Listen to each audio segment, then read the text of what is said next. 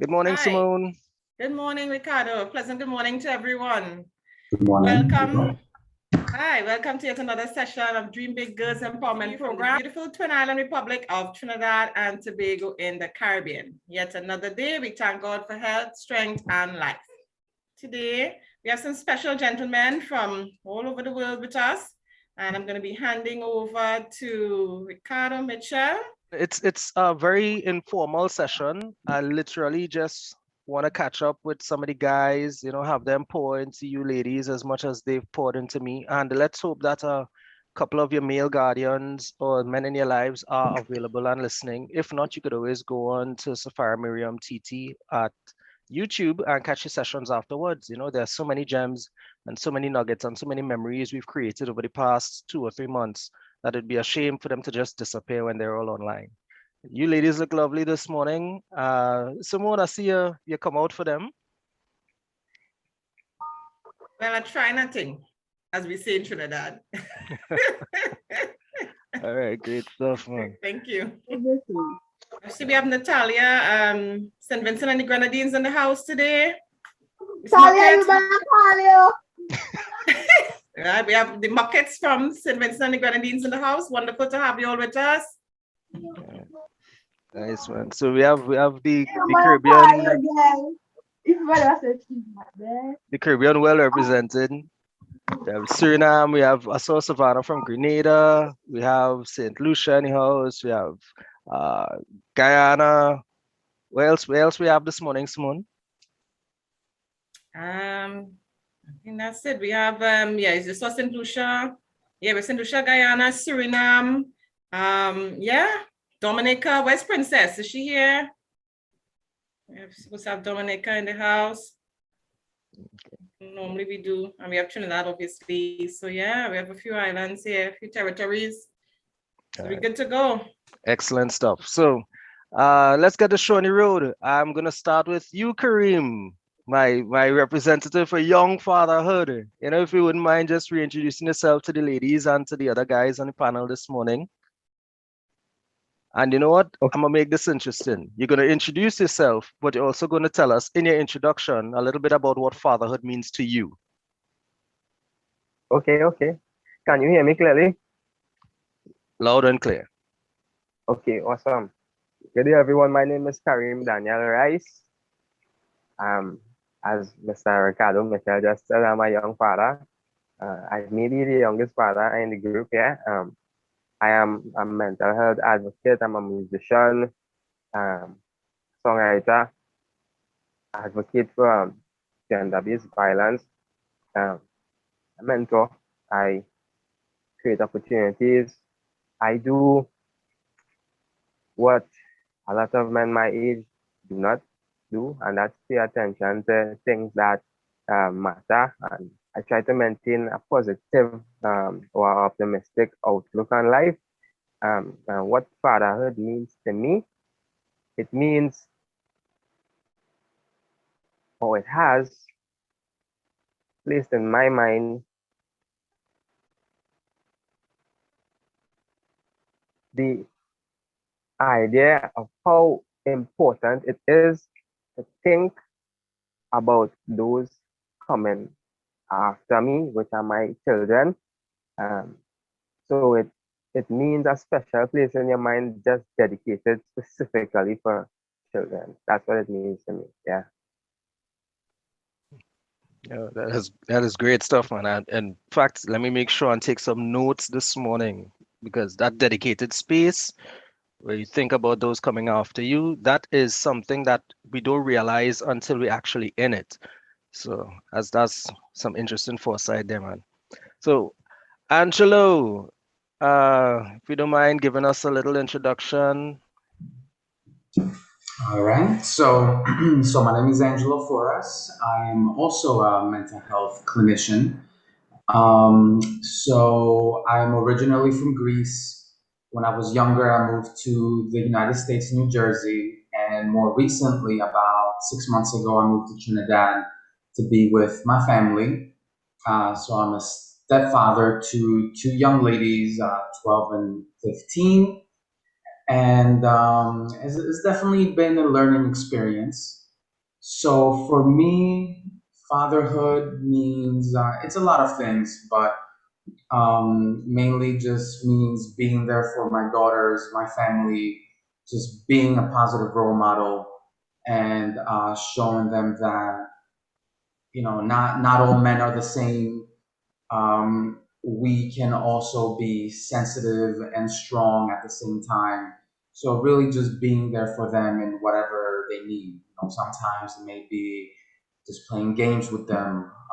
Other times, even though they may not like it, just being somewhat of a disciplinarian. So really just being there for them in whatever capacity comes up.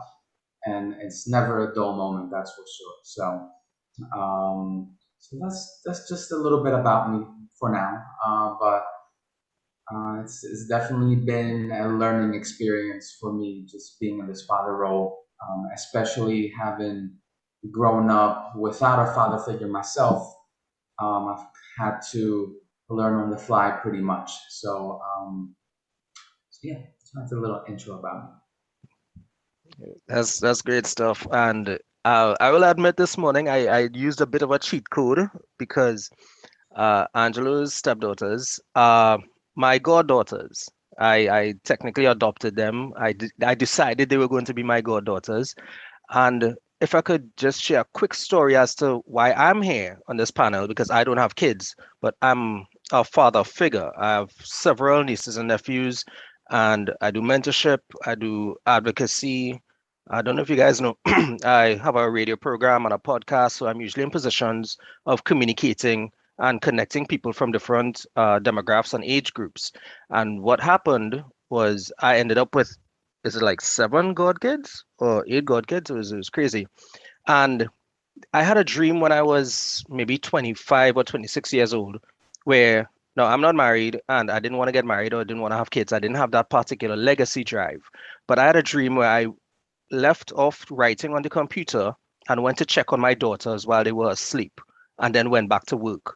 And I woke up thinking, well, that is pretty odd. I was never motivated to have a family. I don't see myself having kids. And then I ended up with these 2 lovely goddaughters who are really amazing creatures. And they taught me how much I did not know about responsibility and adulthood and the types of things that Angelo's learning in a much more intense environment than I am. So thanks for that. And thank you for making the effort to, be with your new family. Uh, Gary, Gary, Gary, I don't even know how to start introducing you. Right, this is our brother. We actually started off working together maybe 20 years ago, and then he moved on, and then things happened, and we reconnected recently, and we're in a men's group, Real Men Serve God. And listen, this brother he has a heart, a love, and I don't think I could say anything other than that right now. I'm gonna allow you to introduce yourself, Gary, and tell us a little bit about what fatherhood means to you. Yes. Thanks for that, Carol. Good morning, everyone. As I say, my name is Gary Lambert. I grew up with both parents and everything. I grew up in a fairly stable family but more the old time type arrangement, right? In the oil and gas industry, as Carlos said, I've been there for about 22 years now. Shift worker, still going.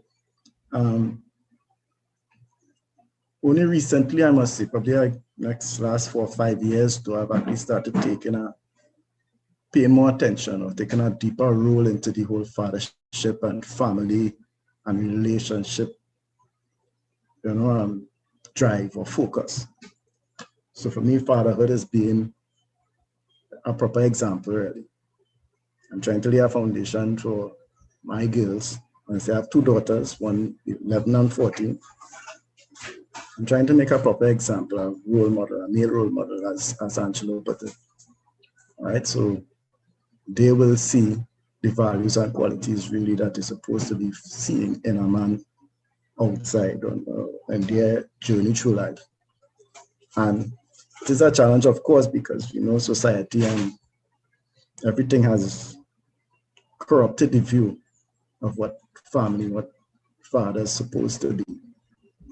So it is a challenge, and it's really digging up the truth, finding the truth, sharing the truth, and being the example. And creating an environment where it's fun and open and honest relationship, building relationship, the importance of love, as Karen said, put it. And be able to show love, have no fear in expressing love, and make them believe that men have a way to display love that is different from the traditional view or the new recent way that they're portraying this thing, right? And that's about it for me, the people.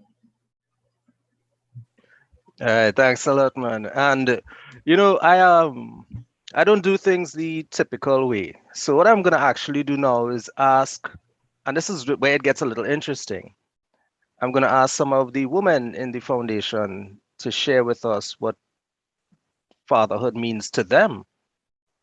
And so let's start with the lead, Simone. I don't know if you could if you could just give us a word as to what fatherhood meant to you or means to you or has come to mean to you.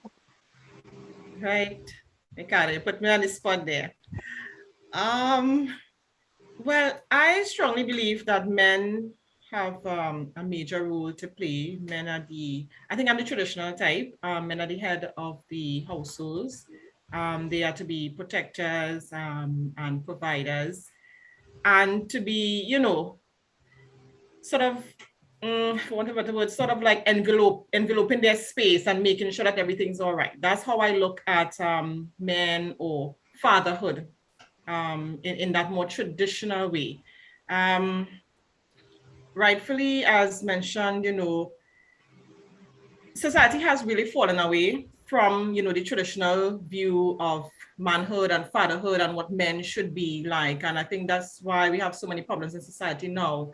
And we really need to go back to that way of giving men that respect, one, and men respecting, themselves and respecting their roles and their responsibilities and how important that they are in the role of, the family, and the family, obviously the building block within the community. So once we have strong families, we have stronger communities, and obviously a stronger nation and nations and a world altogether. So that is my view really on fatherhood. I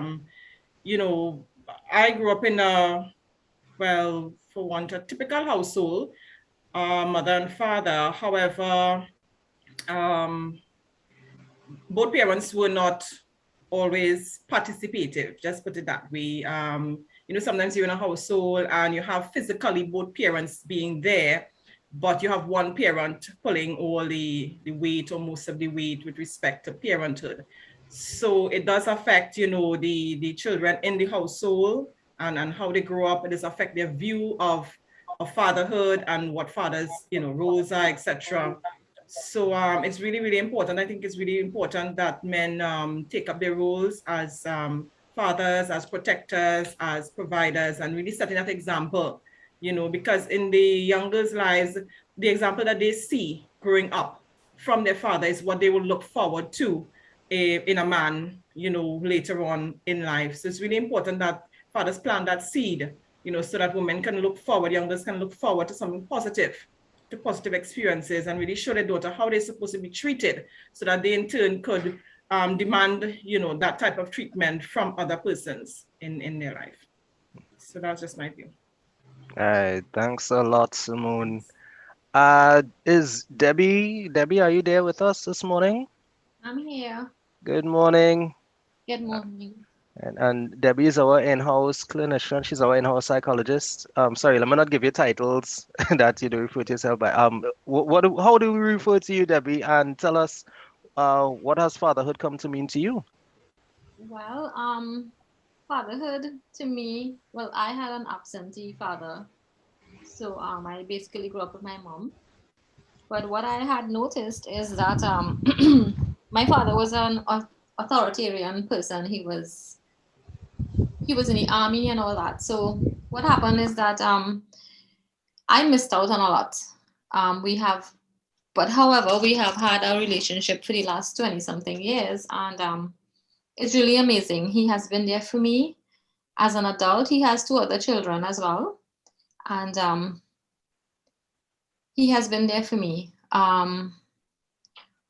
What I see fatherhood is, or what it represents, is being there for your children, not only as a financial aid, but also to facilitate in the emotional needs. It come like this. I have nieces and they have, well, obviously they have fathers. The traditional way of doing things was very quiet because a lot of fathers used to just be the male figure and the mother doing everything else. And that's how I grew up too with my grandfather.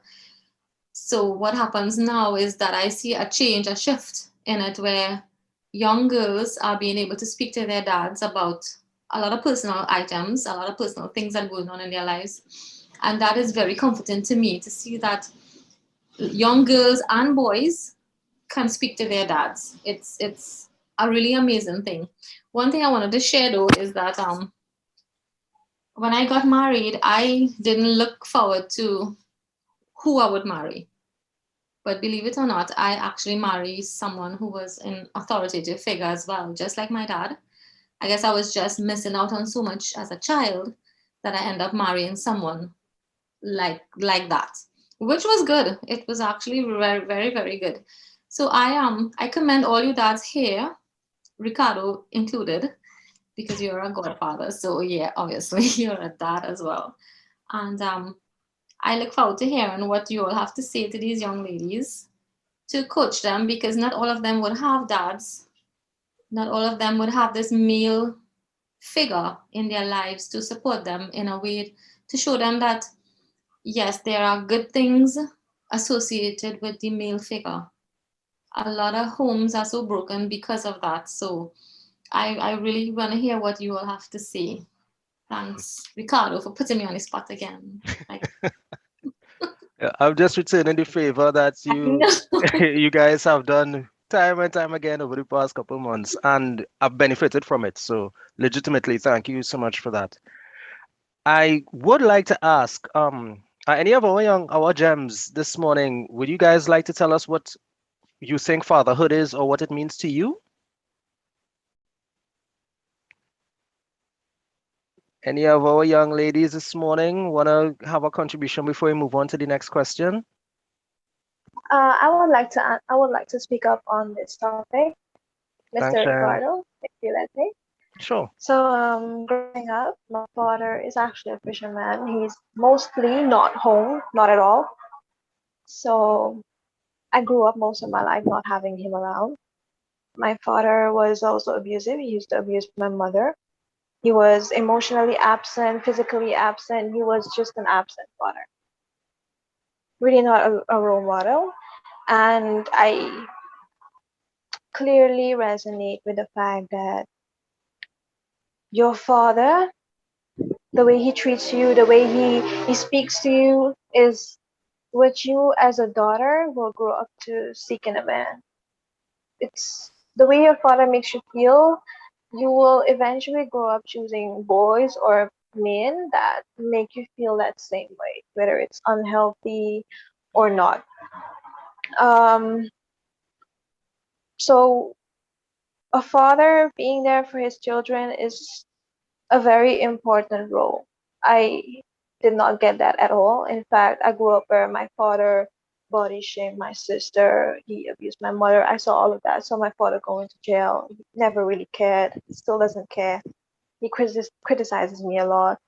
But I grew up to, I eventually chose men that were kind of my father, and it was so hard for me to see that they didn't actually care about me at all, because it was what I was used to. That's what I grew up around.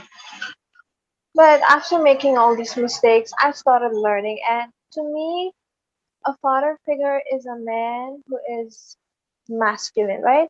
He's masculine, he's a provider of the family. He goes out there, he works, he looks out for his children.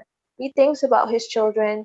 A man who is able to put down his protective guard and be emotionally vulnerable with his children. Like, I don't mean it in a bad way. I mean he's able to create that emotional platform, a safe space for his children to come to him. I see a father figure as somebody who's loving. For example, take God. You can always go to him with your problems. You can talk to him. You feel that love within you. I feel a father figure is just the same thing. He's strong, he's masculine, to go out there and hunt for his family. But when he comes home, he is emotionally available. He's present. He gives his children that safe space. He gives them that guidance, that proper direction. He doesn't force them. He disciplines them in the right way. He doesn't traumatize them. That is a proper male figure to me. He guides his children in the right direction without taking certain important qualities away from them. And by the right direction, I mean he he just disciplines them. He doesn't limit them or force them to become some distorted version of themselves that is perfect in his eyes. He realizes his worth, his authority as a father, but he does not misuse it. He's loving, he's caring, but he's also strong when needed be. He's there for his family. That is a father figure to me. I hope he that everybody was able to grab what I said, because I know I spoke a little jeopardized, but yeah. Thank you for listening. Thank you, Cheyenne. And that was I mean, I should probably put my glasses on so you guys can't see what's happening to my eyes. That was beautiful. I we could wrap up the session there. That was that was great stuff. But we're gonna give the guys a chance to continue. Just before we move on, is there anyone else who wants to say what they think fatherhood is or what it means to them? Oh, I see we have Beverly's hand up. So Beverly, sure, you have the floor. Yeah, I'll be able to put up my video because this is it's a very close topic to me today. And I want to talk to all the gems that those of you who have your father, cherish them, because I just lost mine. And it seems that fatherhood is very important. And I remember saying to my stepmother that my father died without saying goodbye, but not realizing that he actually said goodbye in a message that he sent to me maybe 3 weeks before. Maybe he felt he was going to die. And he was actually just thanking me for the work that I am doing. And he said, no one has ever failed by doing good. Keep your head up high. And he cautioned me that sometimes when I see things that are not going right, I am very feisty with my mouth sometimes and want to speak. But he told me not everything you see you have to speak about. And at that, I received it, but not realizing that it was actually a goodbye. And although I grew up in a very complicated household where I didn't really grow up with my father, I grew up with a stepfather. But somewhere, I always loved my dad. And when I reconnected with my dad in 1990, it was a wonderful moment. We had our struggles because we had personality clashes. But I always admire my father. And my father, one of the things he was always proud of me. He always encouraged me in doing what I was doing. He loved what I was doing. And I think in his last few days, he ensured that he blessed me and gave me that encouragement to keep on going. So I want to encourage all these wonderful young ladies who are there and dads who have made it a priority to be there, that you have a wonderful gift. Know that your dad is not perfect. No parent is perfect. But try your best to see the positive. If you focus on the positives in your dad, then it will outweigh the negatives. The Bible says love covereth a multitude of sin. I'm not saying you should condone whatever negative behavior, but appreciate the positive in your dad. And then the love that you have for him will help him to be the dad that you want him to be. But try your best not to focus on what your dad is not, but focus on what your dad is and appreciate the gift that he is to you. I just wanted to say that because you have a gift that I don't have. So cherish that gift and then help your dad to be the best dad that he can be by appreciating the positive in your dad. Thank you, Beverly, and our thoughts and prayers are with you and your family at this time. And for anyone else who is in the group who's going through something that we may not necessarily know about. Cheyenne, I would like to add on to that what Debbie just said. Was that Miss Debbie or as Beverly. oh sorry Miss Beverly. I'm so sorry.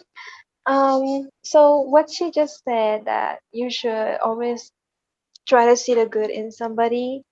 Um, as a little girl, even though I know that the love that my father is supposed to have for me is not there. He doesn't even love himself. How could he ever love me?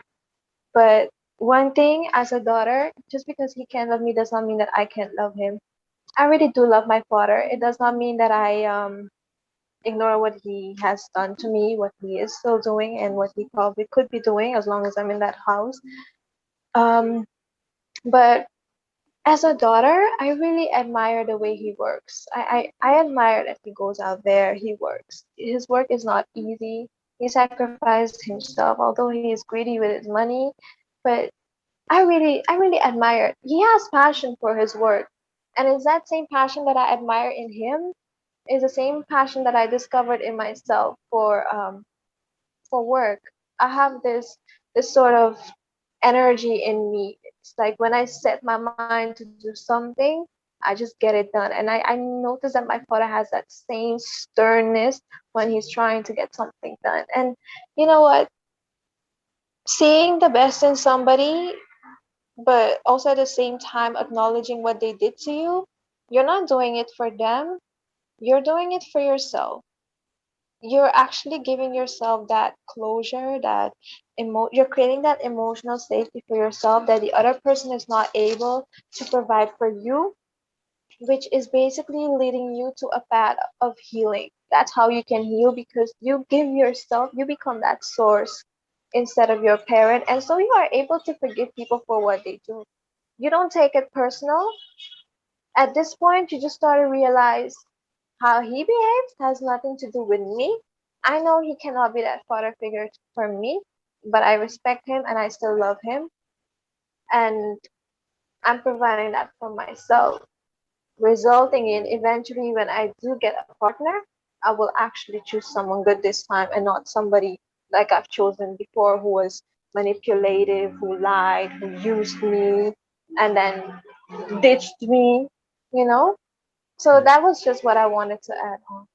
I hope it was helpful to anybody listening to me. Thank you for listening once again. Thanks, Cheyenne. And Cheyenne has been from the very beginning so instrumental in the direction that this program has gone. I look forward to her being a part of our organization going forward and being able to pour into these girls, to our gems, with the same transparency and enthusiasm and love that she has shown over the past couple months. So thank you very much for that. That actually leads into another question. We could wait. Hey, hi Nevada. It's Nev, our brand ambassador, our global brand ambassador, all the way in the UK. Hi Nevada. Hello. I figured I've been very silent the last two, like, so I was like, okay, I'll say something this time. I don't know. It's a pretty weird subject because like my dad wasn't around much like growing up, and now we have like a way better relationship, and it's really nice to like have him around and that he's like here for me, and he calls like so much.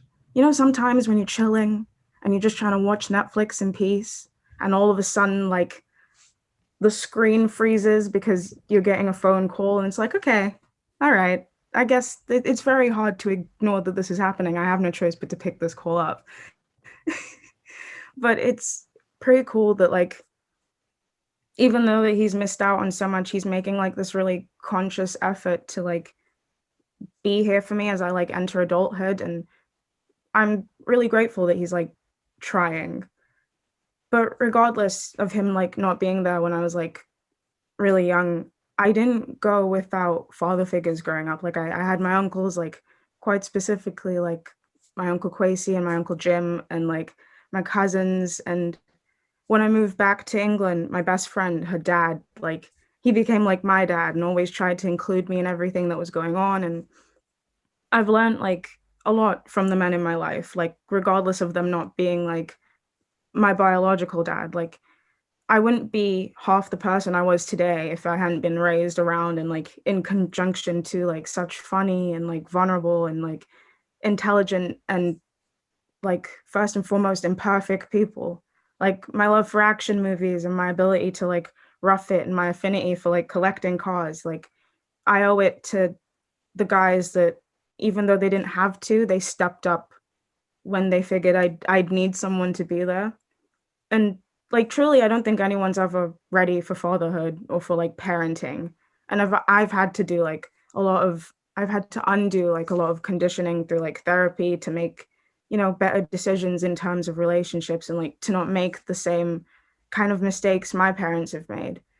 And I've kind of grown to rethink fatherhood and like the harmful kind of like patriarchal narratives that like leave so many like guys unprepared and like so many kids like craving this like acceptance from like their dads or their moms. And like to me at like 19, because who knows, it could change next month, it could change at 20, it could change at like 35. You know, fatherhood is like raising children to grow up not just to be brave and strong and like tough boys or like pretty and passive and impermeable girls, but like compassionate and empathetic and like sensitive kids that like are allowed to be strong and brave and vulnerable, because then you have full human beings, and that's the best part. Marilyn, do you want to say something? Yeah, good morning. Good morning, Marilyn. Morning, Marilyn. Yeah. For me, fatherhood is very important. I grew up in a single parent home, but my father took two of us, so I grew with my father. And as smart, as we growing up, my father used to always make sure when he go out to work and come home, he bring home something. He was always there until he left to go to New York. I don't know where he go on. He forget he had children here, you know. But as a little girl, he was always there. And then I get big, and then I get married, and my husband died. But my first husband was very good. He took me with my 4 children that I had before. He taught me a lot about caring and so forth, and fatherhood is very important. When he died, I was father and mother for 7 children. So when I meet my husband now, my small children that my husband left me with, he turned their father, and today he's very close with them. They don't even call me to, if they have a problem, they call him because he advised them. And like if they miss something when the father dies, so they're more attached to my husband than me now. So fatherhood is very important. I don't think a father should neglect his children, because it's something that children grow with. It's like a loss. As a lot of times children would like to have a conversation concerning with the dad, and they won't relate it to the mother. They would prefer related to the father, especially boys. But it's important for boys and the father bond, because you know, the father figure, boys will normally watch what the father do. Because I got my son, when his father died, when my first husband died, he was 2 years old. So the other day, now he got a child and he living home. And me and my husband went and visit, and he was telling my husband, you know, I sit down and remember the things you used to tell me. I know seeing what you used to tell me. So boys is really need a father figure in their life. Yeah, that's all for now. Thank you, Marilyn. You're welcome. Um, so, Kareem, I wanna pose this next question to you first. Did a relationship or a lack of relationship with your father shape how you practice fatherhood?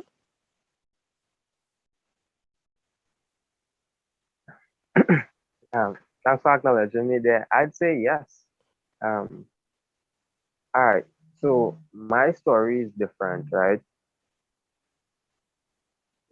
In my early years, my dad was a part of this Canadian farming program. So he would have been back and forth, right? Back and forth, Trinidad, Canada, send stuff, barrels and whatnot. Come, we'd spend some time.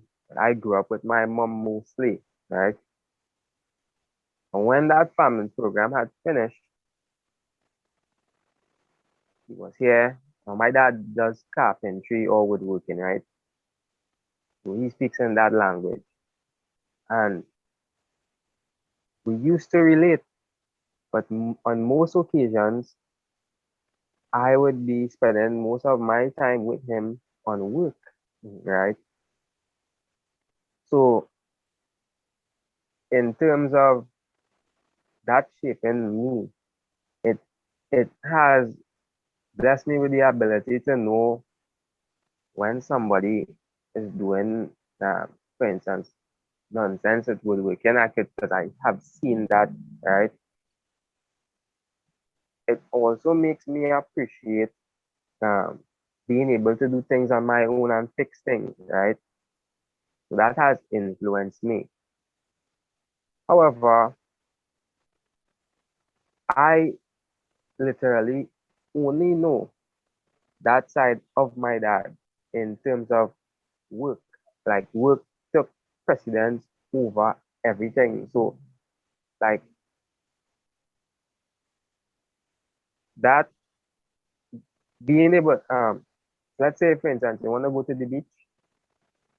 Let's say, all right, we're going to the beach, then work end up taking up all that time. No beach. All right. So how has that shaped me as a dad? It makes me strive towards striking that balance between work and play. And it has me shaping my life and the things that I do, where I could tell everybody no and spend an entire week with my kids, right? Because whilst growing up, as soon as I hit standard 3, my parents got a divorce, and it went from partially being um, a single parent to from standard 3 onwards until completion of high school.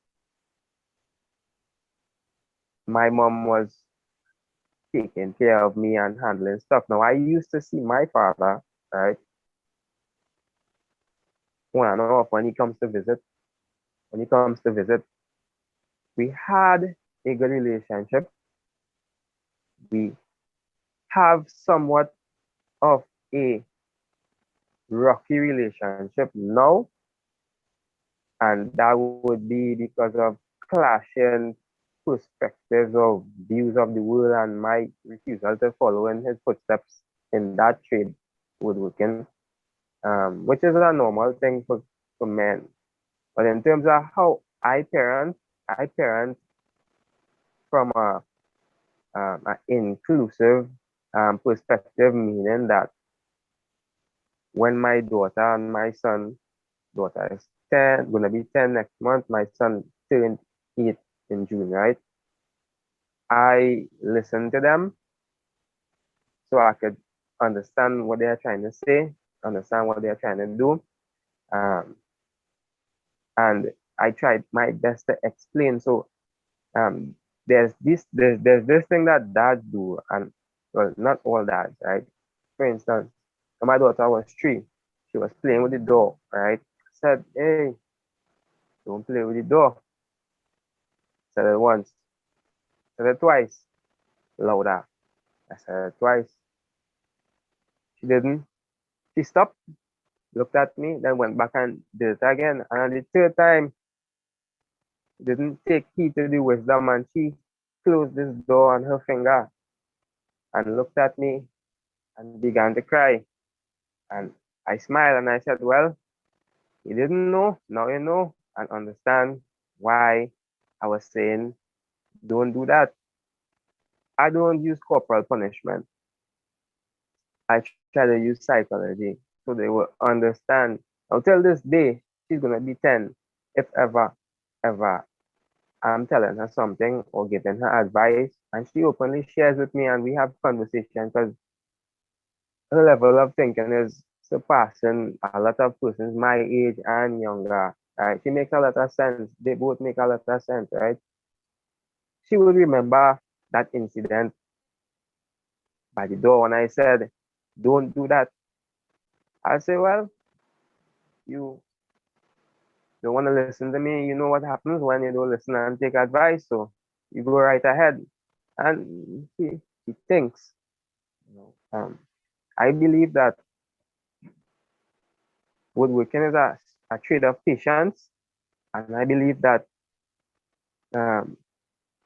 patience is a critical skill that men or masculine people in society have been forced to master because of the added pressures placed on men trying to uphold the ideals or the view of what manhood should be. So a father's responsibility. My relationship with my father has given me the patience to assist me in my parenting when my kids visit me. Yeah. Thanks a lot, Kareem. Gary, you have any thoughts on how the relationship you had or didn't have with your dad shaped your parenting, your fatherhood? I would say yes. Not just parenting, my personality has been developed a lot from what I learned at home. A little history with my upbringing or my family, with my parents. It was a traditional home. Father was the breadwinner. And mom was home. My mom is a worker, so she do everything without skipping a beat, without a worry, without a complaint. Right? She used to do sewing and things. She was a seamstress, and she still does it. So mom was always home. Father was barely there. And my father's personality is a very quiet one, very serious guy. There's not much expression of emotion on him. To me, he always just looks serious. You understand? He go to work, he come home, he have his rules laid out, everybody follow the rules, and everything go good. You understand? And to me, sometimes you don't realize how these things is impart certain behavior traits in you, because maybe I never thought about it much. My brother grew up, I would say, normal. He played sports, we involved in certain communities. So at that time, the community is a lot closer than it would be today. So we had a lot of integration. Everyone is aligned, get together, come to each other home. And I progressed, and watching it, how it influenced my adulthood. After I got married and settled in, I always wanted my own place and such. I tried to do that early. After I moved in, got my home, I went in the zone like, all right, I reach, and almost unconsciously, I fall into the same role. Not much conversation, no expression of emotion, go, work, provide, and I should be good. You know? And really, truly, when I think about family, when I think about fatherhood, it goes a lot more than that. I have never been exposed to it, so I didn't know how to express it. So, of course, over time, these things start to cause upsets or quirks in the family. And most times, because you're not sure how to deal with emotions or how to communicate with your kids or the children, you totally avoid it, but you're just not there. And over time, things blow over. It seems like a blow over, it's just that people not ventilating, and more likely, instead of the same, I would have been transferring what I have gotten straight to my kids as well. And it's only, as I said, the way how we learn it to break that cycle is a very difficult one, and it's something that takes time. I heard Shivani mention something about you have to love yourself and know yourself. Yes, I believe that is true. You need to love yourself, you need to know yourself, but it comes with context, I believe, as well. The changes that men require to make to be proper role models and to be able to handle the stress and to develop that patience that Kareem spoke about, you need to have a spiritual grounding. That is how I see it. You need to go to God, and God have to make that change in you. And it don't happen overnight. You have experiences, you have things to learn, but slowly but surely you start adjusting these feelings. You cannot know how to love if you have never experienced love. And there's no other perfect, the perfect love that comes from the Father. So you could try and wing it on your own, which I know will have its challenges, but the problem with that is when you're trying doing it on your own, because things will work out as you have planned.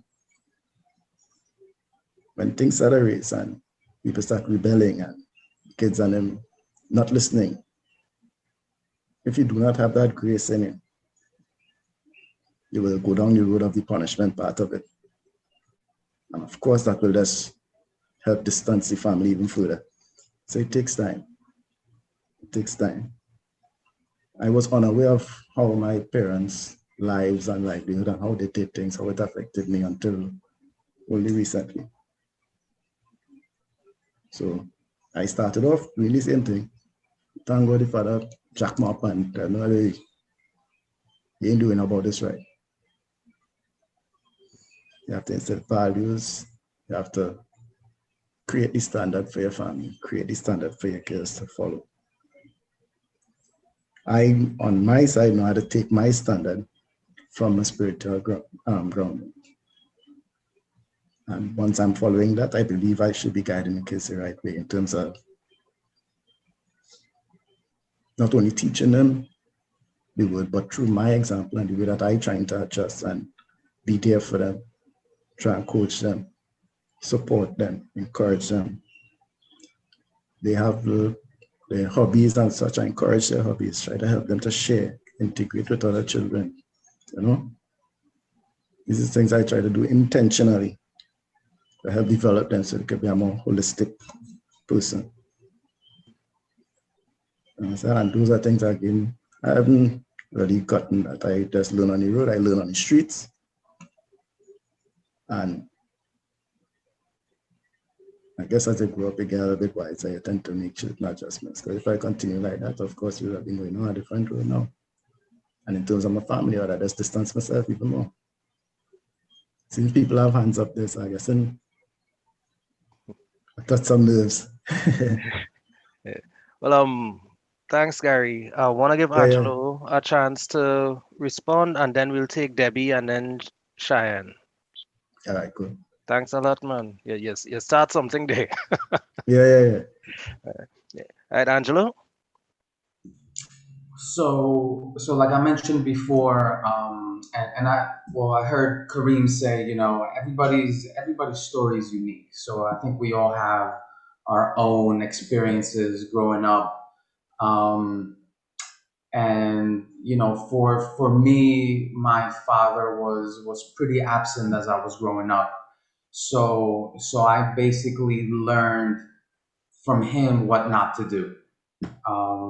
So I realized, you know, many men, I wouldn't say most men, maybe most men, but many men don't know how to properly communicate. And one of the other things that I realized by seeing him is that for him, love looked a certain way. So, but that's not what was really needed. Many times he may have thought, okay, I'm gonna be just the stone face, and I'm just gonna bring money. But that's not what was needed at that point in time. Some tenderness or some communication was really, what was needed in that moment or at that time. Later when I became an adult, I was around 19, my mother got remarried, so I had my own stepfather. And even from there, I learned what I wanted my relationship to look like. I was in a different place. So I was at this point, I guess, an adult. But him and I, although we're friendly, he's a very good person. We also didn't connect in certain ways that I would have liked, and I didn't even know what I needed at the time. So I made sure that I brought what I was missing in the relationship with my stepfather. I learned what I didn't want, how I didn't want to be with my biological father, and just kind of learn from those things and be a better parent to my stepdaughters or my kids. So I basically learned from their mistakes. Thankfully, I had the benefit of learning from other males around me, like my uncles, my grandfather. So I picked and chose what I liked about their qualities, and again, I learned from their mistakes, and from the things that they did right to pay it forward in a sense. Thanks, Angelo. Appreciate you, man. That's a very important part. Sometimes we go through experiences that teach us what we don't want. I consider it like calibrating the scale.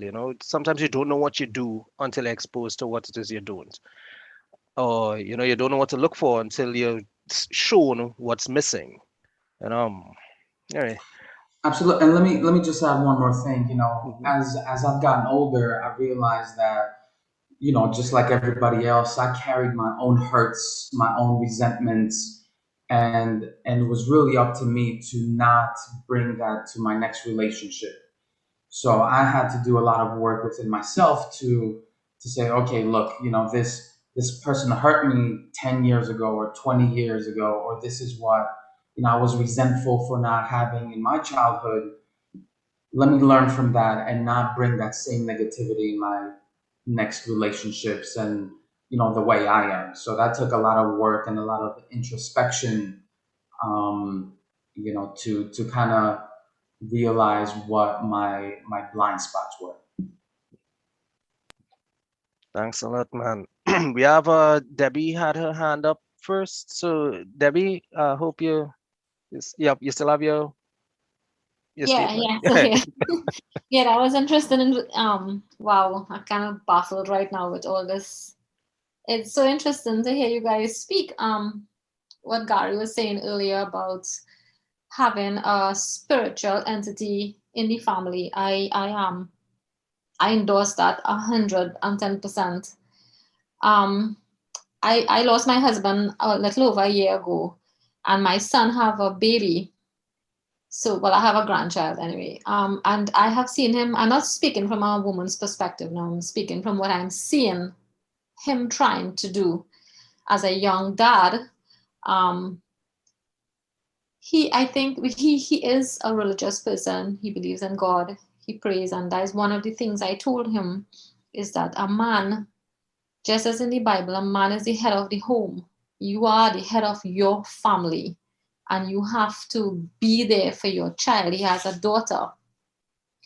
He already said that, she will never get married because Jesus will come before, and she will, she'll be clean and all of that, these young dads. But I have seen him doing stuff for her as a baby. He wants to bathe her, clean her, put her to bed, feed her, everything that the mother does. So the shared responsibilities half and half. And he is a struggle. As Angelo said, you learn from your mistakes. And I am seeing that because they live with me for the time being. And I'm seeing how he is struggling, because sometimes he would say, Mom, you are the psychologist. How do I deal with this child? Because she is a year and a half. She's about 18, 19 months. So, you know, she have this kind of tendency to do all kind of thing now. I would just tell him, I say, well, you have to try to figure it out because you are her dad. I could help you, but, you know, you have to figure out this is your child. And he said that he wants to be an active part of her life. And I told him, I said, you know, there will be troublesome things that will trouble you as a young person, a young dad, but you have to try to figure it out. Don't. I never believed in corporal punishment. He never got licks, probably once for work. I believe in speaking to a child, and I told him, try to emulate that same thing and speak to your child. So I believe with you three dads, it's amazing. I was just sitting here and it's like, oh my goodness, I can't even take notes because everything just all here. Your contributions are awesome. I am just hoping that these young girls here would grasp as much as they can. Being resilient in not having a father, and that resiliency is built. You build that. I learned that. I learned that the hard way. So I understand it from having an absentee father and then having a father come back in your life. I understand all of that. So from a father's point of view, I see the struggle. I see the need that he wants to be a good father. He really wants to. And bringing God into it is very, very, very important. Yeah. Thank you. Thanks, Debbie. Cheyenne?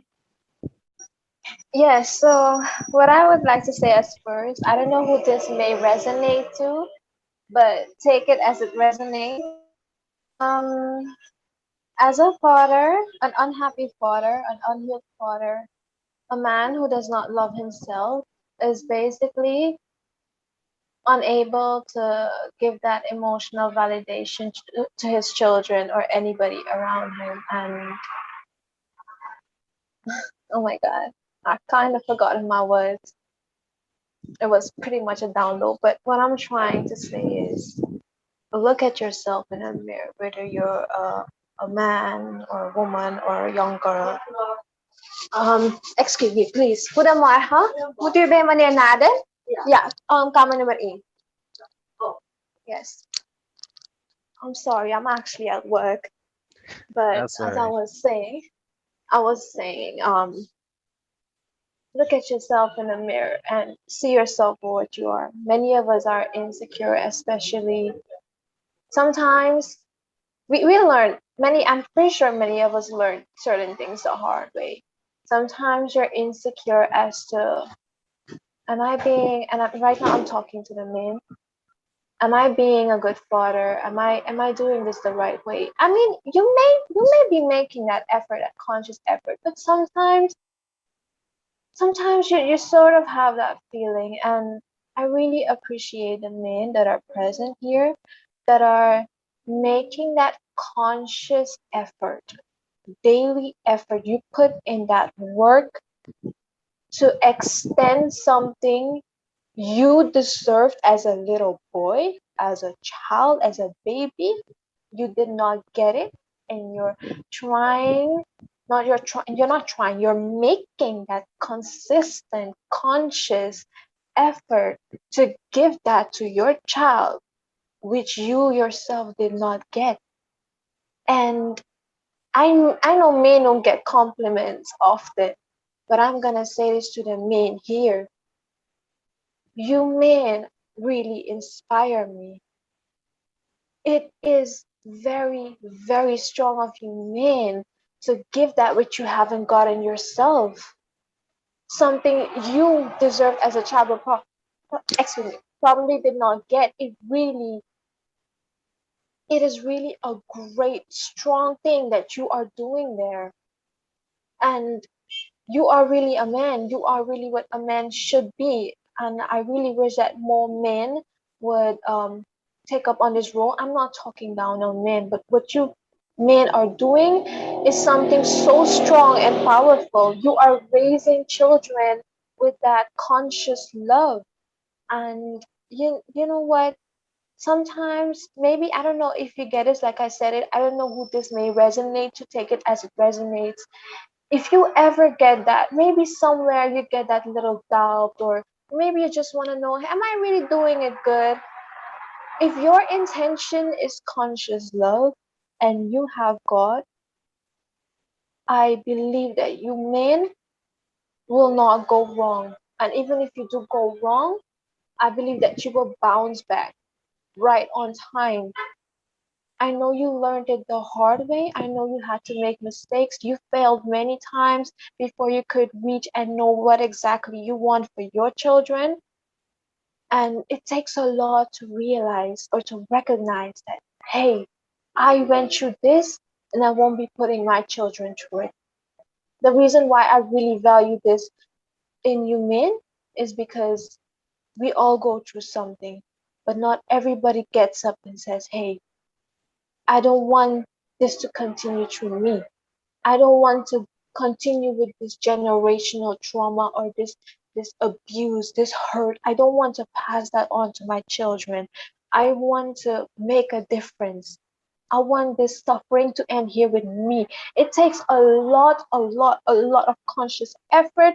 It takes a lot of many tears or depressive nights or strong moments for you to put in the work to unlearn all that, to let go of all that you have been through, just to be able to give your children that safety, that safe space. And I really, you men are beautiful, you men are strong, you men are amazing, resilient, and you are powerful. And to the young ladies here, and like I said, take it as it resonates. Look at yourself in the mirror. Ask yourself, what parts of me are unhealed? What mother wounds, father wounds, inner child traumas do I have that I do not want to pass on to the next generation that will be coming from me? I say to you, make this conscious effort. If you see something, I know I've really been through there. I learned this the hard way, the very hard way, like Mr. Ricardo said. Sometimes you meet people that will show you what types of people you should avoid. I'm 18, but I'm gonna say I have experienced, I have spoken to many men that I actually got emotionally attracted to, but it was just unhealthy emotional attachments. You know, it's codependency, all that. But these men or these boys, they were cruel to me. They would see me suffer, they would see me cry. They did not care. All they wanted was what they wanted. And I thought I had to give that all to them just to gain that, just to gain their acceptance. Because why? I wanted that male acceptance. I wanted to be accepted by this authoritative figure, and my father could not give me that. So I seeked it in other men, and they saw that and they used that against me. So I really learned it the hard way. It costed me nights where I cried. I wish I was never here. I just I lost myself for months. I lost myself for months. Cried, stressed, got depressed. Everything. Grades dropped a bit. You know, not a bit drastically for me. Kind of drastic. For other people, it would be normal. For me, it's bad because I've always been a topper. So even a 50 score mark would be, oh my god, I'm failing. But it's not that. But it's bad for me. Um, I've really lost all that over these men because, but eventually I learned it the hard way. It showed me what I didn't want to, what I don't want for me. And if I have children in the future, let's say a little cute princess or a beautiful prince, I know what I look for in a father figure. I know what to avoid in people. And so I really appreciate the people that say, hey, I'm not gonna let this unhealthy mechanism, coping mechanism continue with me. It ends here. I'm gonna put an end to that. Right now I'm doing that work, what Mr. Gary said. Right now I'm going through that. I failed. Right now I think back and I remember those guys, their faces, and I'm laughing because I hate what they did to me. I don't accept it, but I'm laughing because hey, thank you. Thank you for doing that. You showed me what I should be avoiding in people. And I let them go. That's how we learn. So I hope you guys were able to grab the message out of that. But really, look for those wounds inside, look for it within, and say today is the last day that I'm gonna continue with these things. Let it go, allow yourself to heal, give yourself that space, allow yourself to move on because I know it may be hard, but do it for you.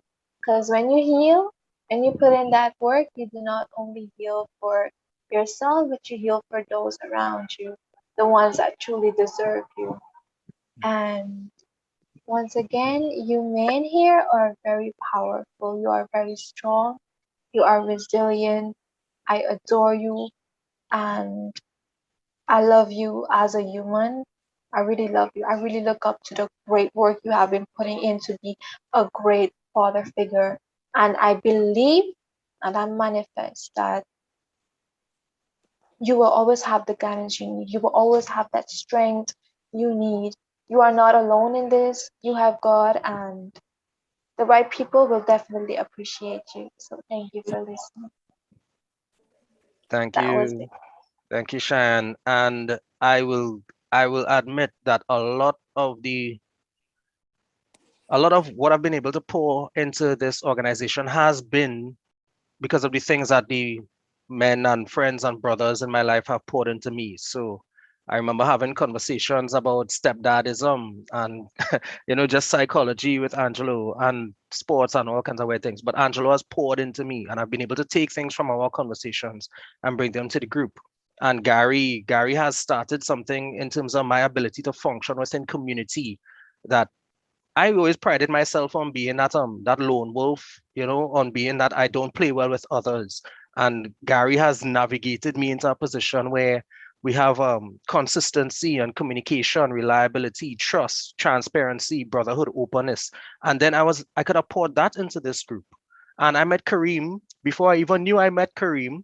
And when we started connecting and working again, to realize that there were people who were put into my life to be of use in my future. So it has given me an appreciation for every individual, every encounter, every opportunity on its own merit, because even if it hasn't proven itself valuable yet, it might just not be time for it. So everything that has been happening has been provided for by some of the experiences and encounters I've had. I want to ask Simon, well, I'm seeing the name Simon Green here, has his hand raised for a while now. Don't want to give take away anybody's opportunity to contribute. So seeing Simon Green's screen. Hi, good morning. Good morning. Hi. Hope all is well, and I am truly enjoying this forum this morning. I think we really need to have this conversation as CARICOM people, as Caribbean people, to really help to, change some of the traditional behaviors that we've had that has kind of crippled our families and our communities as a result of this inadequate, I would say, fatherhood, if you want to call it that. Something I would like to share, though, I think even as men in communities, whether you are in a marriage or you're a single parent or a co-parent, etc., I think it's really important that we develop a kind of brotherhood that could help men in general appreciate what it is to be mentors. Our children learn a lot more by our examples than whatever we say to them. And even as men, when we talk to each other, we need to be very conscious of the fact that we are stewards and we can influence behavior among our peers.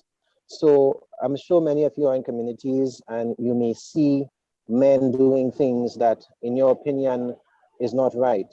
You may hear rumors of things like incest and other kinds of abuse happening. And sometimes we turn a blind eye because we think our children are okay or our family are okay, but there is little innocent faces that walk the street every day that sometimes is looking up to somebody to rescue them.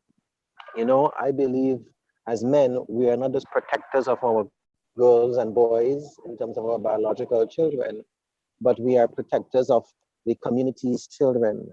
So it's really important to have dialogue with our neighbors and our friends and really make sure that if there are abuses happening, that we are a part of the solution. A lot of us, because of who we are as as let's say creolized Caribbean societies, coming in from colonialism and slavery and so forth, there are some legacies that have lingered, and they continue to really erode at the fabric of what we sometimes want to think of as the authentic or the good, genuine Caribbean self. And we must forever keep attacking those evils of the past and rid ourselves of it. The idea of masculinity is changing with every generation, and even more of a village, and we are seeing aspects of masculinity being shared with us in the Caribbean that sometimes goes against the grain of what we think is authentically Caribbean. We have to help them process that, so both our boys and our girls can really understand what it is to be a Caribbean man, today in 2021, what it means to be a protector and a provider, and having this emotional connection with your children, where they can open to you. I'm blessed to have 4 beautiful girls, right? The eldest being Savannah, she's on this forum here, and my youngest, she just turned 3, just a few days ago. And a huge part of my day is dedicated to ensuring that I have a conversation with them, one-on-one, not as a group, to make sure that they're okay, attending to these basic things, having them feel a sense of importance and value to me and the family and everybody else, and especially now as we have this pandemic and we've been forced to do a lot of things more as a family and more in isolation from our extended families and communities.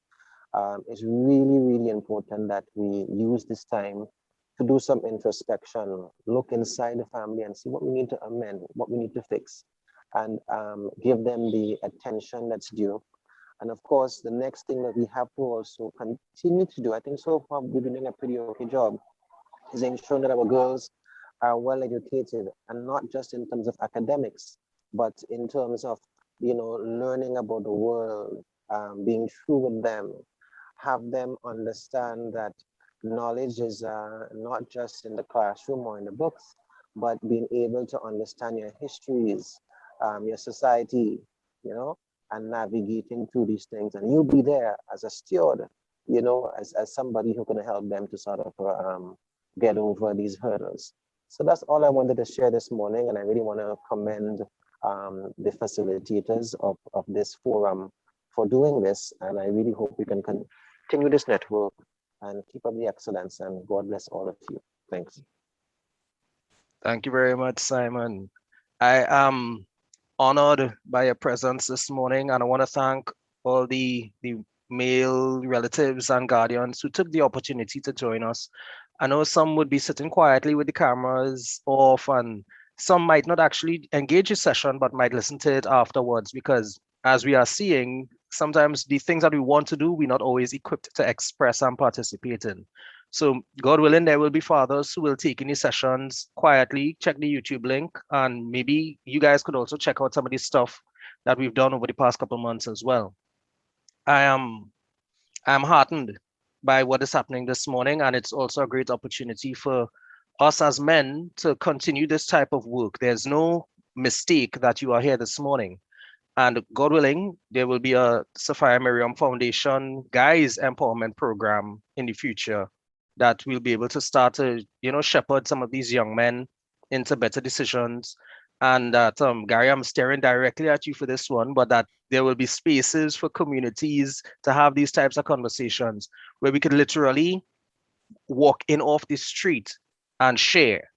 We won't have to necessarily be trauma bound. We won't necessarily have to be experiential, but on just a place where we could recognize that we are all human beings going through different things. Kareem, I see you still have your hand up from these previous contributions. So thank you, Simon. Thank you, guys and ladies, for paying attention thus far. And Kareem? I just want to say before Kareem Oh. talks, yeah, Simon is joining us from Grenada, Savannah's dad. So we're happy to have Grenada, locked on. Yeah. Thanks, Simon. Thanks, Simon. Okay, thanks. That was really powerful what Simon said there, right? Really, really powerful. And my contribution is this. Self-love and honoring yourself is critical to creating the life that you envision, not 10 years from now, but 40 years from now, right? And I speak from a perspective of, I don't believe parenting or me being a father or me being able to give guidance to my daughter and my son ends when they turn 18, because the dynamic of when grandparents used to sit and have conversations with their grandkids. Like, so I'm thinking of like 50, 60 years down the road from now, right? Where I could literally see that, hey, maybe I may be a pillar in my family and having conversation with everybody else who come after me so they could get some wisdom, right? From the life that I have chosen to live. And I'll definitely be very brief on this next point. And it relates to rules and what is expected of men, or what I be traditionally, what I be the past generation, or what I be this generation and beyond. I definitely say that not because a role of providing is taking place in your life, that doesn't necessarily mean that that individual providing loves you as a human being, right? And these are the types of things I tell my daughter, right? Because imagine waking up in the morning, right, and not having anything to eat at all. Now, this is not my reality, right? I'm just hypothetically speaking. Imagine waking up and not having nothing to eat for 2 weeks, right? God, right, wouldn't love you any less. And God wouldn't expect you to love him any less, because it is an unconditional love that it wouldn't matter if he provides for you, and it wouldn't matter if you pray to God, he wouldn't love you any less. And human beings are expected to not love God any less because things aren't going the way they should be going, right? Why am I saying this? Now, this is my perspective. It may be different. The view of society is a conditional view, right? Meaning that not because somebody may have, hey, they may give money, they may give it this, they may give it that. That don't mean that's a good life partner. It doesn't. Love and caring about people exists without anything. Why I say that? My daughter and my son would love me the same if I didn't have a dollar in my pocket. That's real love. That's really caring about somebody. Anything else is not real, it will last, it will lead to a life of misery. And I felt led by my spirit to share this, right? Because I'm a highly spiritual and intuitive person. Um, yeah, love yourself enough, focus on developing yourself, and all will find you along your journey. It shouldn't be about what could be provided, it should be about how you interact or align in each other's life. Money and providing, that is not the bottom line. That's a road of destruction and misery. But that's all I wanted to share at that particular moment, yeah? Thanks for allowing me that contribution. Yeah, no worries, no worries, Kareem. I appreciate it because that conditional context that you posted there, a lot of the times as men, we only feel like we have value when we could do something. We if we do actually do something, we start to equate inactivity with lack of purpose. We start to equate the inability to provide with being of diminished value. We start to equate the ability to actually present evidence of our worth as an indicator of who we are as people. And that's a trap that we fall into, that if I'm not doing, I am nothing. And that lends itself to guilt and shame. And then we end up shying away from the environment where we could just say, listen, I'm trying and it's not working right now, but I'm still trying. Instead of even putting that into the conversation, we pull back and we run off trying even harder to do the thing where maybe just communicating it would have helped. And this is why we're in this position right now where we're having this particular conversation. Because you know what? I would have loved to have an interactive session where all the girls raising their hands and we posing questions back and forth and everybody had a great time. But you know what? We had the Caribbean meetup with Steve and Marjorie Harvey Foundation. We had the tea party with Miss Liz and Khadijah and Angelo. We've had sessions where we had fun. And there are times where it's not just all fun and games. Sometimes it's about doing something that might feel a little bit like work and a little less enjoyable, but it also has value. And because we believe you gems have value, and we believe that as facilitators, we have value to contribute, there's also something that happens from us being in this position. We get to learn as well. I don't know how familiar you guys are with sandpaper, but when you use sandpaper to polish something, the sandpaper gets smooth. You don't impact a situation or environment without being impacted yourself. So in the interest of time and the fact that I don't want this to be one of those, oh my gosh, I'm starting to get hungry sessions, I'm going to ask the gentlemen, two things. First and foremost, are you guys willing to, start a sidebar dialogue where we could find another way to continue contributing to these young ladies' lives, or maybe even look at a way that we could, as a group, take steps forward to grow this type of conversation so that maybe we don't have to talk to these young ladies directly, but they would benefit from young men having our impacted our presence and experience and knowledge on them. Kareem, you open to us doing something going forward? Yeah, I'm available. Yeah, just let me know and I'll be around. Yeah. All right. And Angelo, you game? Yeah, of course. I think we have, something that was mentioned earlier. I think most men lack that brotherhood that was mentioned before. So, I mean, even myself, I don't have a lot of men, other guys in my life to go to and, discuss certain more topics, more sensitive issues. So I think that would benefit us greatly as men and fathers. And on the flip side, like many of these young ladies spoke about today, I mean, I'm hearing some great insight. So we also have a lot to learn from them as well. So I think that will be very beneficial for both us and them as well to continue these discussions. So I'm good to go whenever.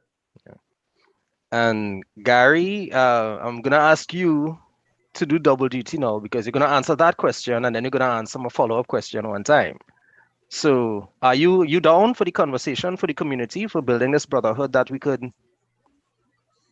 For sure, Carter, for sure, for sure. My little small, well, not mine, but our little small group started because of that.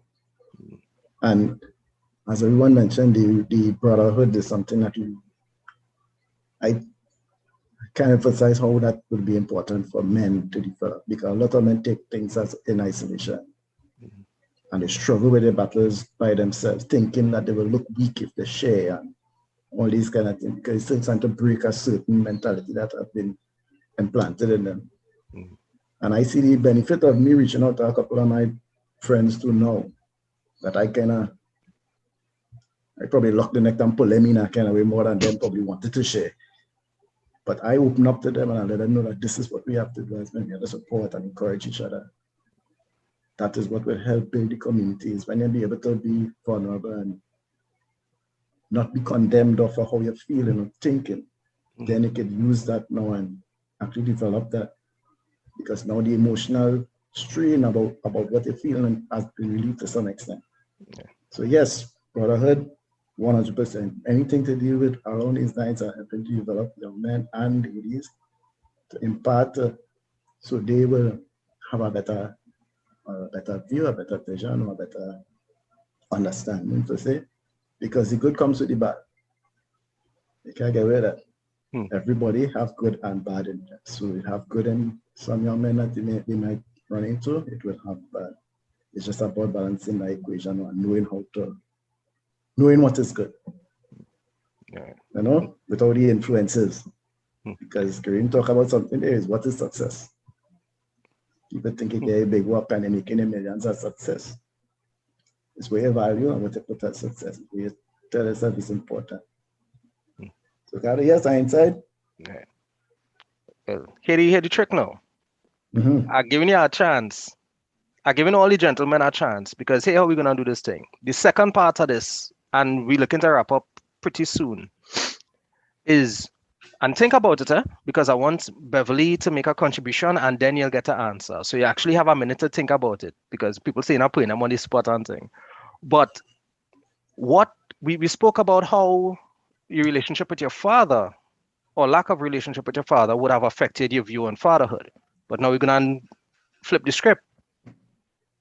How has your daughter, or how has your relationship with her, how has your relationship with your girl children, your gems, how has that influenced you as a father?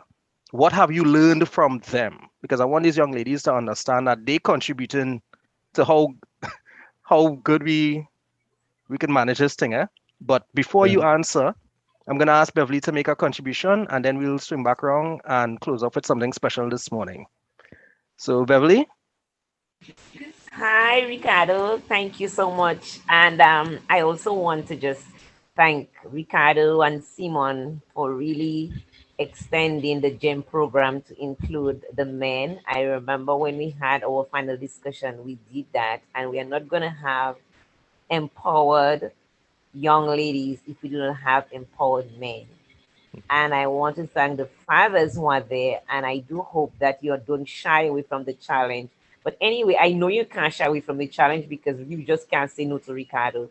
Shy away from the challenge because we need the kind of conversation. And even one of the participants said we need that sense of brotherhood. And in the Caribbean, we sometimes tend to more compete rather than complement each other. And you bringing all this, your experiences with your fathers and with your daughters is going to help each other. I think we now have the virtual platform doesn't belong to anybody. It belongs to all of us. And COVID have created an opportunity for all of us to create that sense of unity and togetherness. So I want to say thank you, Simon and Ricardo and the others from the foundation for really extending that program, expanding that program. And thank you, men. And please don't say no, because our sisters, our daughters, our mothers, and you need each other. You know, you need each other. We need to show our Caribbean men out there that despite everything that is happening, there are some men who are willing to advocate and to take up that mantle to make a difference. So congratulations. And then, well, you can say no now to the challenge that Ricardo has just given. Thank you, Beverly. So this is great, and time has been flying. But out of respect for time, I want to do this last sweep and get this point across, because yes, this is about you ladies. I want you all to understand that you all matter. You have value. You already created impact. And the thing is, even if you don't necessarily see the results of who you are and what you're doing right now, there are impacts. We call them intangibles. Because of the contribution, just because these gentlemen have been here this morning in a space that you are sharing with us, their lives have been changed and they'll be able to go out and impact others. So I don't care who tells you what. You have value just in being you. You have value in just being the place that you are in. And evidence of that will come from these gentlemen's contributions as to how their daughters have shaped their view of fatherhood and what they've taught them. So Gary, the last shall be first and the first shall be last. Roger that, no problem. Let me start. It's a journey, I must say. A beautiful journey, I must say. As I mentioned before, initially, maybe I was focused more on providing for my girls. And start off like that, but the time when they were toddlers, taking care of them, teaching them, carrying them for walks, right, teaching them to ride bikes, all these kind of things. These things are priceless. I don't know. I probably have got dads who haven't got another opportunity or maybe didn't make the time for that. But again, I'm using my past experience to actually intentionally do certain things. The only reason that emotion is in me to do that is because of understanding love, understanding what I do, how it hurts, or how it will affect my kids in the future. Understand? So as they grow, I pattern change according to it, to their age, and try to behave accordingly, try to act differently. And if I'm not sure, you wouldn't believe how much books I bought and all kind of thing about parenting and all kind of thing, you know, because I want to make sure that I'm not missing on anything. Despite what,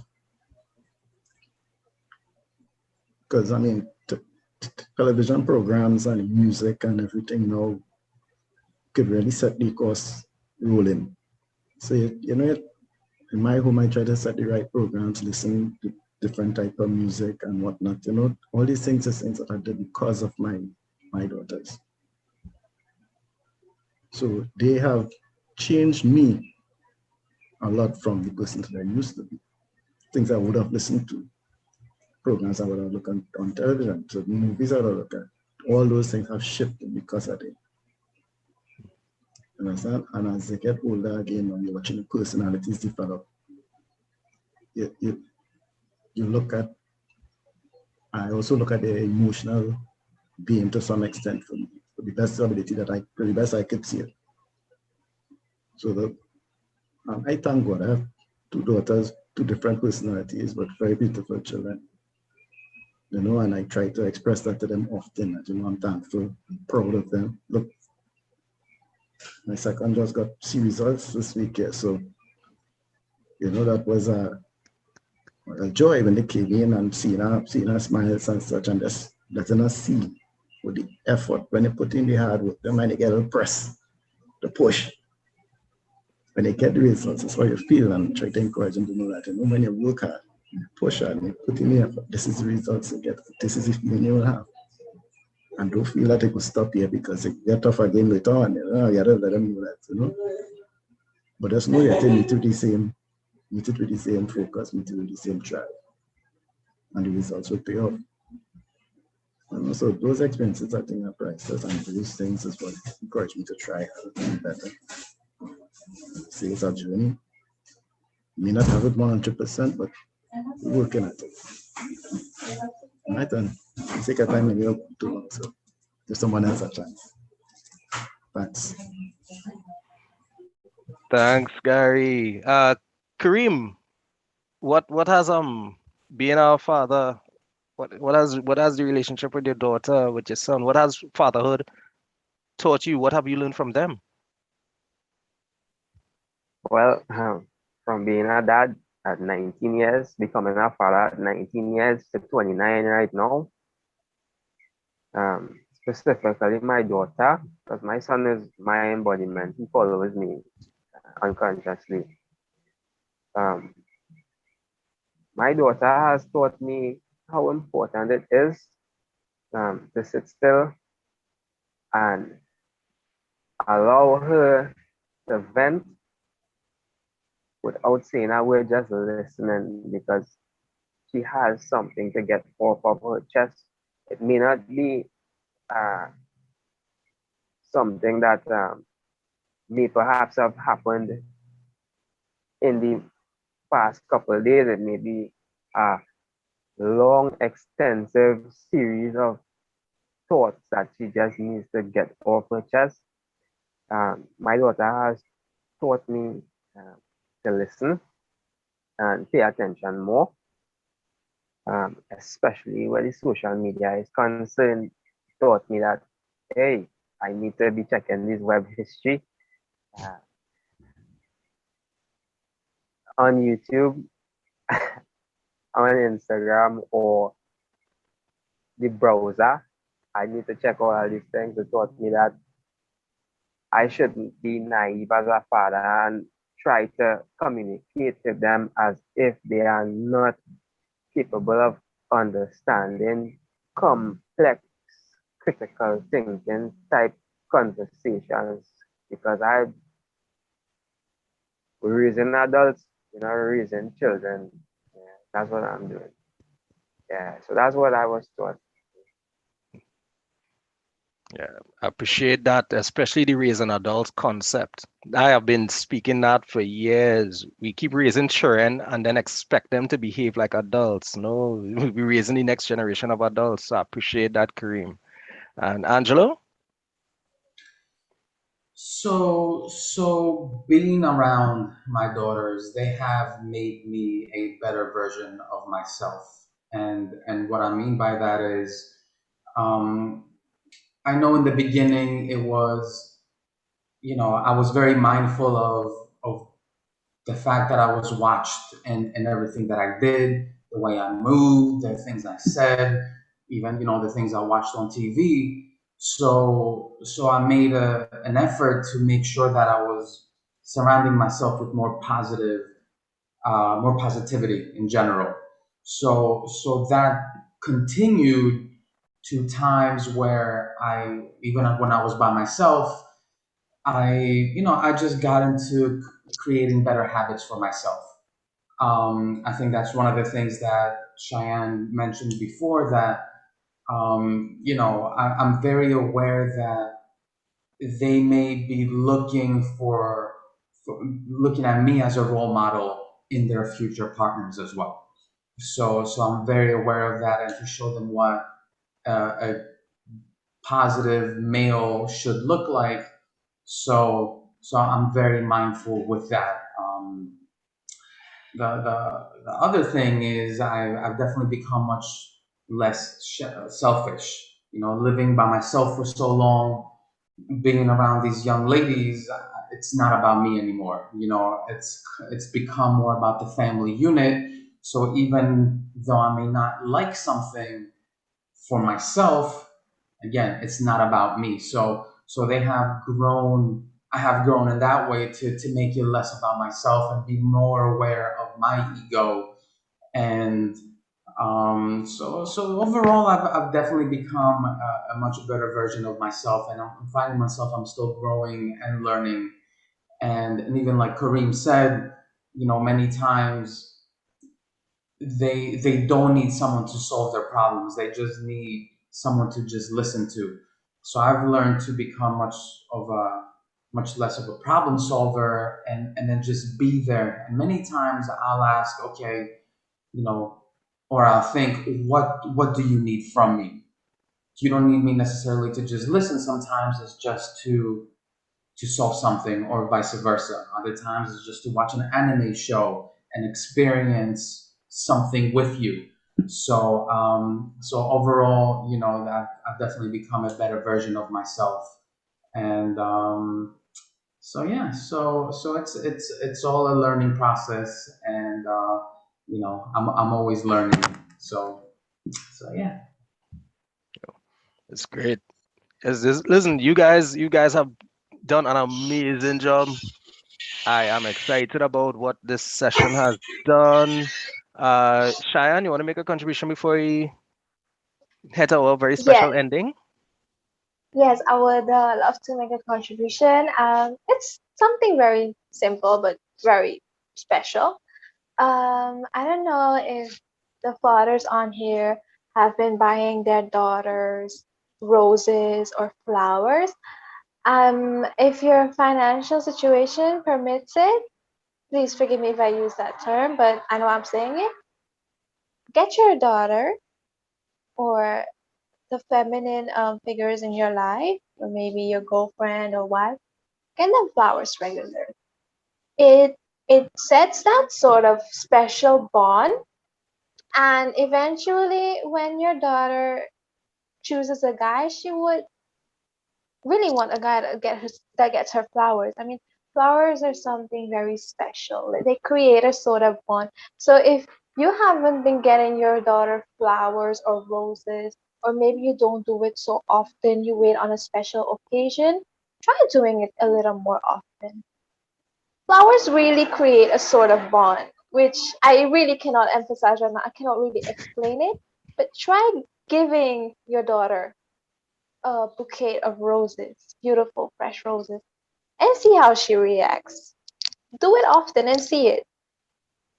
It's really gonna help establish that special bond of love there. And flowers, for me, flowers, when you give flowers or roses to somebody, it gives this blissful energy of appreciation. I appreciate you, you know? So that's all what I wanted to say. Thank you for listening. Thanks again, Cheyenne. I think we're gonna start doing a session called Gems from Our Gems, and like pull all the stuff that you girls have poured back into us and put that on social media somewhere or another. And speaking of social media, listen, ladies, you guys, for those of you who have Instagram accounts, go to the Sapphire Miriam Foundation page. Join it. You might see other girls from the foundation there. Y'all can follow each other. Y'all could establish contacts and connect with each other outside of these monthly sessions. You could also check out the YouTube page to catch the videos of the past sessions that we've done. Sit down with your notebooks, make your notes, because let's put it this way, it's going to be there 10 years down the road, God willing. But there's stuff that you could take from it now. You could take from it now. Don't let the experience just be, yeah, we did a nice thing and then you move on. There's a lot of stuff to learn from it. People are pouring into you, and it's an opportunity for you to reflect the environment you're in and change it. I would like, as Cheyenne pointed out to us, that we could have these expressions. I would like to end and then hand back over to Simone with an expression from a young lady who has been a very outspoken and very consistent gem. Savannah, I believe there's something that you would like to share with us this morning. Yes, I do. Okay, great. The floor is yours. Okay. All right, so good morning, everyone. I would like to say how informative and impactful this session was today. And I believe fathers should also be emotional supports, especially for their daughters. And when you watch movies, and so the girl always goes to her father, to her mother, for everything what she goes through. But what if we go to our father for that? Fathers are the ones to give advice, tell you how they truly feel on life and society in general. So they say we live in a man's world, although yes, gender roles are changing, but having a supportive father or father figure will help us as young women to navigate the world. break down these stereotypes as a Black woman and really just blossom with this influence. So I have a poem that I've written for my dad. A long time I've written it, and I'm going to share it with you guys. So I hope, Dad, you are listening. I have never written a letter to my father. It never wandered my mind. How do I start? Should I say, Dear Dad, or how about Dear Father? Is it too formal? I should make it more casual. Hi, Dad. It is your daughter, your firstborn. Oh, he knows who I am. So what's the fuss? I can start again and say, Hi, Dad. I hope you are fine. I'm writing this letter to tell you that I love you. Let's call this a love letter. A love letter to my father, Simon. Can I call him that? Does it make me rude? I can try this again, and I promise that I won't mess up. Hey, Dad. I hope you are doing well. I'm fine myself. Just a little bummed that this will be my last summer before I head to university. I'm writing this letter to tell you that I love you. Please don't get weirded out.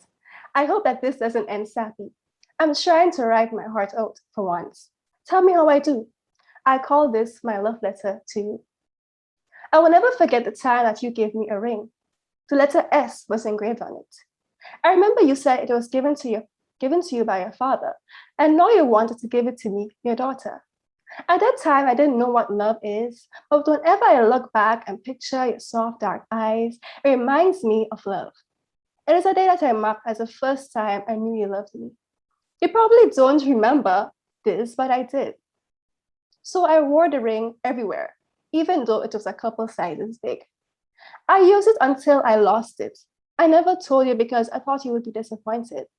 A little secret I kept between me and my heart. I knew there that you loved me, and I loved you wholeheartedly. You were like my best friend, with a definition of fun and excitement. What child would ignore that? There was a time I marked a day of the year where we would hang out, just us. We did that twice, but I never told you what it was. The years have passed, and I looked at the marked dates. Thoughts come to mind if I should call you or not. I never had the courage. I knew you knew that I was to myself, still am, but branching out like a butterfly. My love language is spending time. That's how much I loved you. I made a date. I know I don't talk much or say how I really feel, but writing is my hobby. Words tell it all. I love you because you are admirable, kind, adventurous, a little weird just like me, and beyond determined and passionate. A letter is a good candidate. I really hope you are pleased. Can I also add that there was a time that I thought you didn't love me? That soft, dark brown eyes, street conversations, correcting me when I'm wrong, laughing together jokes changed quite abruptly. I couldn't fulfill my love language anymore, so I distanced, changed, acted on my emotions. I felt like I failed. Although I said that my goal is to write my heart out, I just cannot relay why there was a sudden change. I think I was going through a phase, an identity crisis, evaluating if everyone feels the same. Only God knows.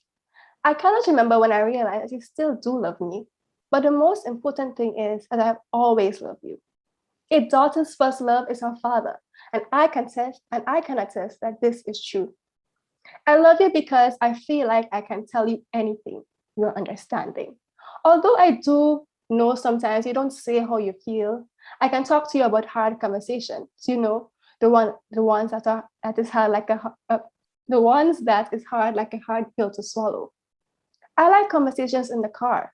I never start them. I just can't because I'm not random like you. All right, did I tell you that you are spontaneous? That makes you awesome. Oops, I just strayed. I love you because you are creative. I definitely got that from you. Your mind is so brilliant. It is what I adore. You are effortlessly talented. Wow, a moment of silence. Take it in. You're amazing. I don't really have any more to say. Do expect a letter in a few years or a month or two? Time will tell, dear father. Now, how should I close this? Is this how a love letter works? Tell me before I end. I love you, Dad, with all my heart. You are reserved on the top shelf next to Freddie Mercury. Okay, I'm kidding. You reside on the top shelf of my heart. Freddie is on the third. I have some rearranging to do. I love you because you are my hero, my friend, the most awesome person in the entire universe. Yours truly, everlastingly, Savannah. Thank you, everyone. Way.